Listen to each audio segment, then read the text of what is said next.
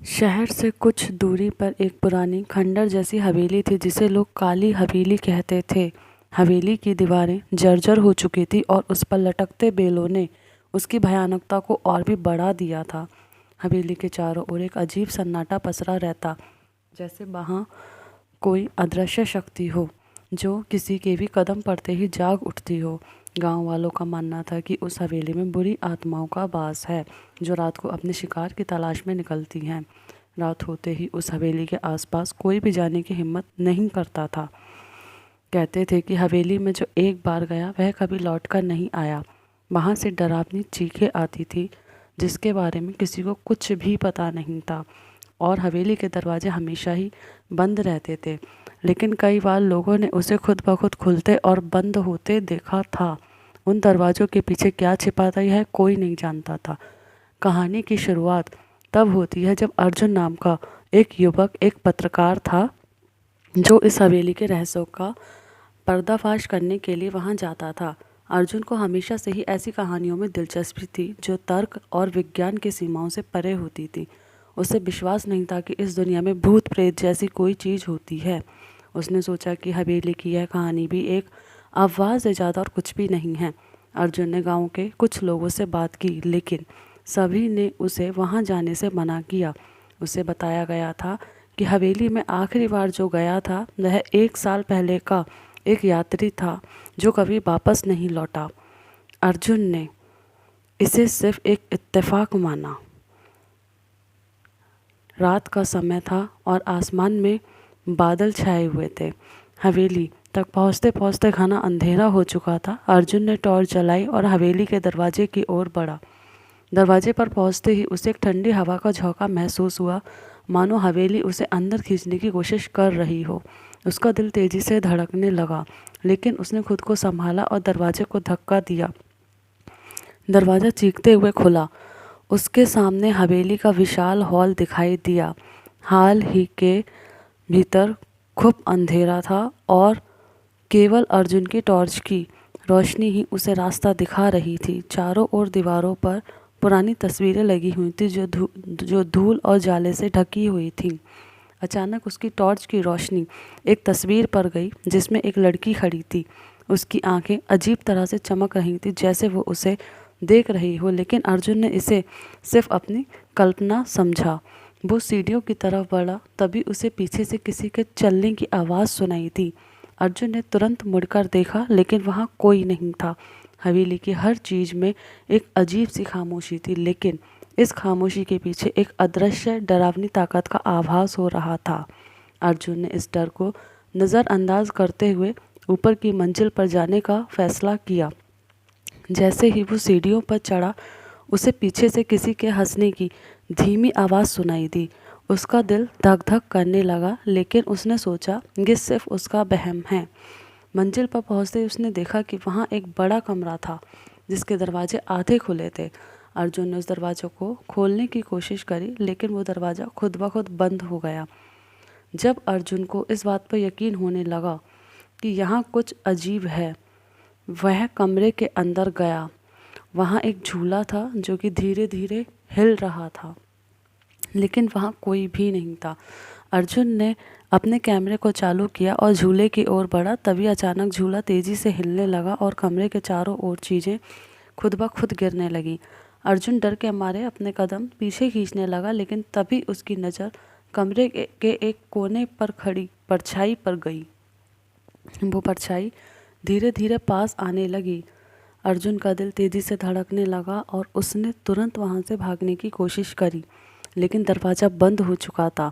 परछाई उसके और करीब आती जा रही थी और अब अर्जुन को उसके चेहरे पर एक भयानक मुस्कान दिखाई दे रही थी। परछाई के हाथ लंबे और नुकीले हो गए थे और उसकी आंखें खून जैसी लाल थीं। अर्जुन के पास अब बचने का कोई रास्ता नहीं था।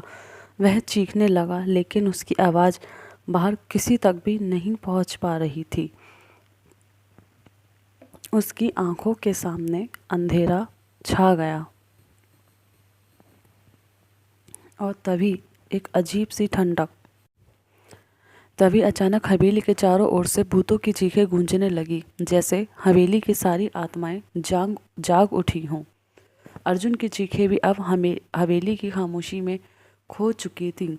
अर्जुन की चीख हवेली के अंधेरे में कहीं गुम हो गई थी, लेकिन उसकी आंखों के सामने अब भी वो भयानक दृश्य नाच रहा था। उसके शरीर में इतनी ताकत नहीं बची थी कि वह हिल सके।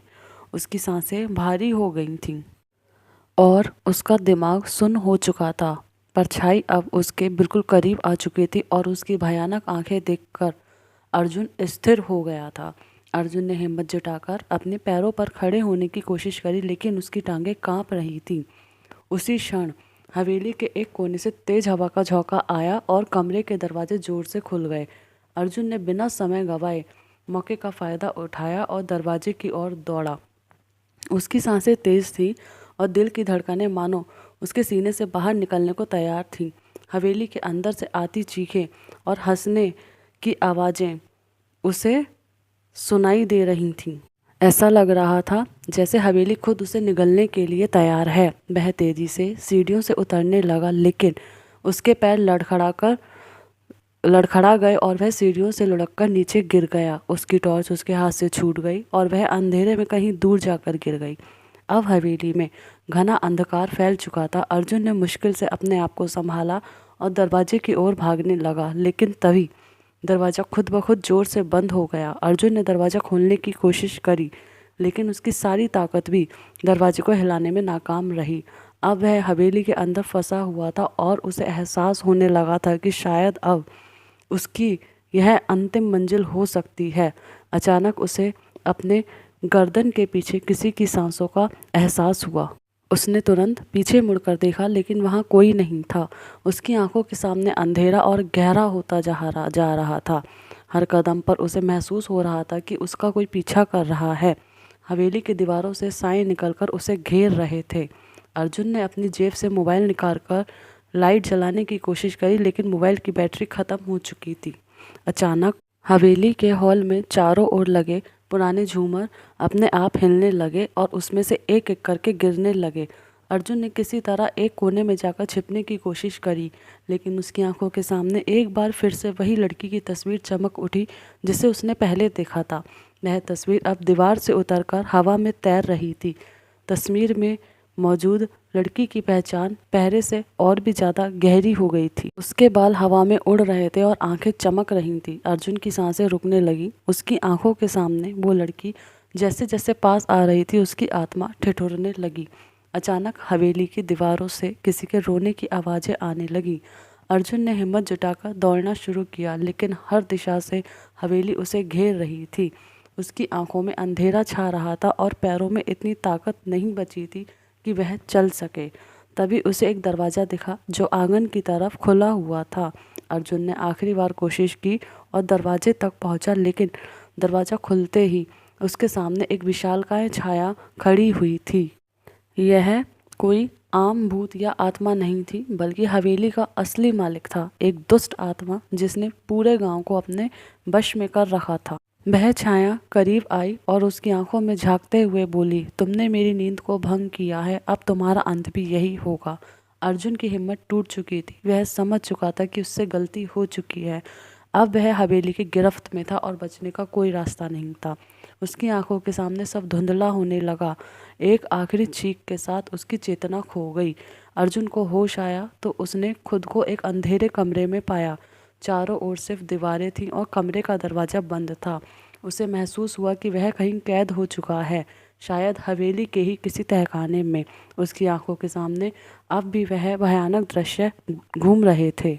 उसने धीरे धीरे अपने आप को खड़ा किया और कमरे से बाहर निकलने का रास्ता ढूंढने लगा। जैसे ही अर्जुन ने दीवारों को छूने की कोशिश की, उसे महसूस हुआ कि दीवारें बेहद ठंडी और चिकनी थीं।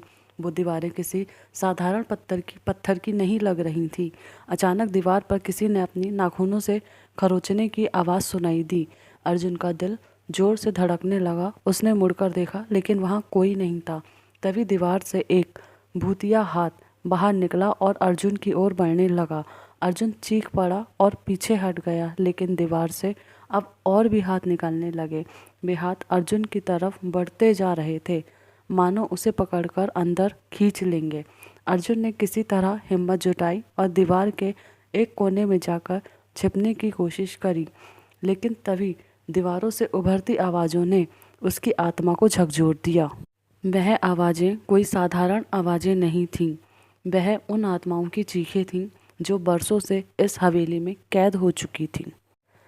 और वे आत्माएं अर्जुन को अपने साथ खींचने की कोशिश कर रही थी ताकि वह भी उन्हीं की तरह उस हवेली का हिस्सा बन जाए। अर्जुन अब पूरी तरह से टूट चुका था। उसके पास बचने का कोई रास्ता नहीं था। तभी उसे एक आवाज़ सुनाई थी जो हवेली के किसी एक हिस्से से आ रही थी। वो आवाज़ एक महिला की थी जो धीरे धीरे रो रही थी।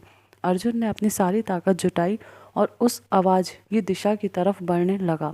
कमरे से बाहर निकलते ही उसने एक लंबे गलियारे को पार किया और उस गलियारे के अंत में उसे एक छोटा सा कमरा दिखाई दिया।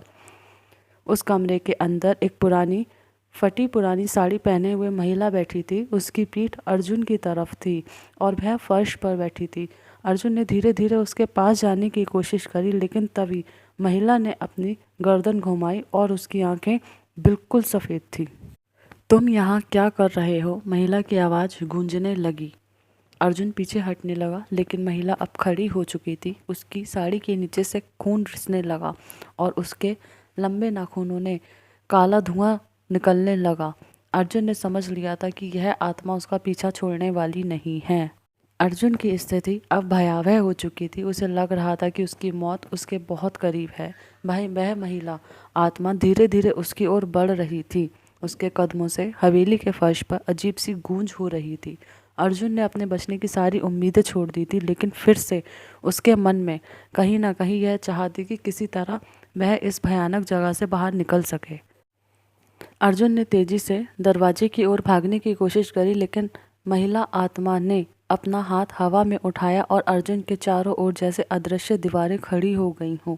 वह अब एक जाल में फंस चुका था जहाँ से भागने का कोई रास्ता नहीं था।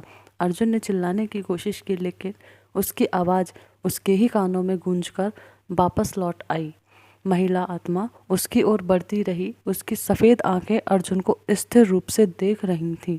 अर्जुन ने अपनी आंखें बंद कर लीं और अपने जीवन की आखिरी सांस लेने के लिए तैयार हो गया, लेकिन तभी एक अजीब सी रोशनी कमरे के एक कोने से चमक उठी। अर्जुन ने धीरे से अपनी आंखें खोली और देखा कि उस रोशनी में कोई खड़ा था। वह एक बूढ़ा आदमी था जिसने एक पुरानी लेकिन चमकदार पोशाक पहन रखी थी। उसकी आंखों में गहरी गंभीरता थी। उसके हाथ में त्रिशूल जैसा कुछ था। अर्जुन ने देखा कि वह आदमी महिला आत्मा की ओर बढ़ रहा है। महिला आत्मा अब उस आदमी की उपस्थिति से पीछे हटने लगी। ये तुम्हारा स्थान नहीं है, बूढ़ा आदमी गूंजती हुई आवाज़ में बोला। उसकी आवाज़ इतनी शक्तिशाली थी कि हवेली की दीवारें हिलने लगीं। उस महिला की आत्मा पीछे तो हट गई थी, लेकिन अभी भी उसकी आंखों में बहुत क्रोध था। यह हवेली अब तक अनगिनत लोगों को निगल चुकी है। बूढ़े ने अर्जुन की तरफ मुड़ते हुए कहा, लेकिन तुम उनमें से एक नहीं हो। अर्जुन को समझ पाता इससे पहले ही बूढ़े ने अपने त्रिशूल को महिला आत्मा की ओर किया और एक तेज बिजली की तरह चमक कमरे में फैल गई। महिला आत्मा जोर से चिल्लाई और उसकी चीख पूरे हवेली में गूंज उठी। हवा में काले धुएं के गुबार के साथ वह आत्मा गायब हो गई। अर्जुन अब भी सदमे में था। वह बूढ़ा आदमी उसकी ओर आया, उसके कंधे पर हाथ रखा। तुमने हिम्मत दिखाई, उसने कहा, लेकिन अब यहाँ से निकलने का समय आ गया है। अर्जुन ने धीरे से पूछा, आप कौन हैं और ये सब क्या है? बूढ़ा आदमी थोड़ी देर चुप रहा, फिर बोला, मैं हवेली का रखवाला हूँ, लेकिन अब यह हवेली बुरी आत्माओं के कब्जे में आ चुकी है। मैं उन आत्माओं से लड़ता रहता हूँ ताकि कोई और मासूम यहाँ ना फंस जाए, लेकिन तुमने खुद ही इस जगह पे कदम रखा, इसीलिए अब तुम्हें बचाने की जिम्मेदारी मेरी है। अर्जुन ने राहत की सांस ली, लेकिन उसे अभी भी यकीन नहीं हो रहा था कि वह बच गया है। बूढ़े आदमी ने उसे इशारा किया और हवेली के एक गुप्त दरवाजे की ओर ले गया। हवेली के पीछे एक संकरी सुरंग थी जो हवेली से बाहर निकलती थी। अर्जुन ने उस सुरंग से बाहर निकलने का फैसला किया। जैसे ही वह सुरंग से बाहर आया, उसने देखा कि वह अब हवेली के पीछे वाले हिस्से में था, जहाँ से गाँव की रोशनी दूर दूर तक दिखाई दे रही थी। अब अर्जुन ने पीछे मुड़कर देखा तो उसे हवेली और भी ज़्यादा खौफनाक लग रही थी। बूढ़े आदमी ने अर्जुन से कहा, इस जगह को हमेशा के लिए भूल जाओ, कभी वापस मत आना। यह हवेली अब भी कई रहस्यों को समेटे हुए है और जो लोग यहाँ वापस आएंगे उन्हें कभी माफ़ नहीं किया जाएगा। अर्जुन ने सिर हिलाया और तेजी से गांव की ओर भागा। हवेली अब धीरे धीरे उसकी नज़रों से ओझल हो रही थी, लेकिन उसके दिल में वह भयानक अनुभव हमेशा के लिए बस गया था। उसने ठान लिया था कि वह इस कहानी को दुनिया के सामने लाएगा, लेकिन खुद कभी इस मौत की वादी में दोबारा कदम नहीं रखेगा। जैसे ही अर्जुन गांव में पहुंचा, उसने राहत की सांस ली। वो जानता था कि उसने मौत को बहुत करीब से देखा है, लेकिन वह यह भी जानता था कि हवेली का रहस्य अभी भी पूरी तरह ख़त्म नहीं हुआ है। क्या वह फिर कभी उस जगह पर वापस जाएगा? शायद नहीं, लेकिन हवेली का भय अब भी उसके अंदर जिंदा था और उसने महसूस किया कि कुछ